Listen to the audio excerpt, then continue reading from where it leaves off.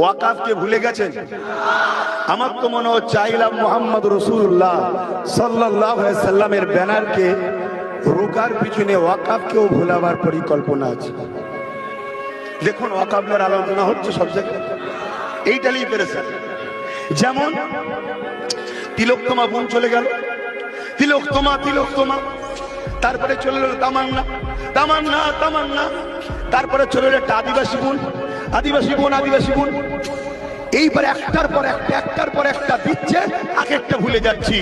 তা আগামী দিন এই ওয়াকাফকে নিয়ে সমাজ বিরোধী, ইসলাম বিরোধী, সংবিধান বিরোধী, মানুষের অধিকারের জন্য যদি আমি আব্বাস সিদ্দিকী বিড়ি কেটে ডাকি, ঘরের কাছে ডেকেছি এসেছেন, বিড়ি কেটে যদি ডাকি, গাঁটের পয়সা খরচ করে আমার ডাকে কারা সারা দিয়ে যেতে রাজি আছেন? হাত তুলুন।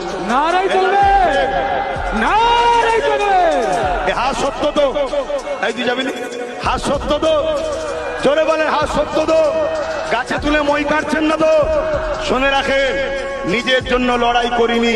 যদি নিজের জন্য লড়াই করতাম, যেদিন বাপ মাকে গাল দিয়েছিল সেদিন রাস্তায় নামতাম।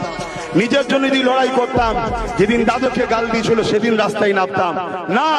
মিশন একটাই, আমার রসুলের দিন, আমার রসুল, আমার কোরআন, এটাই হলো আমাদের মিশন।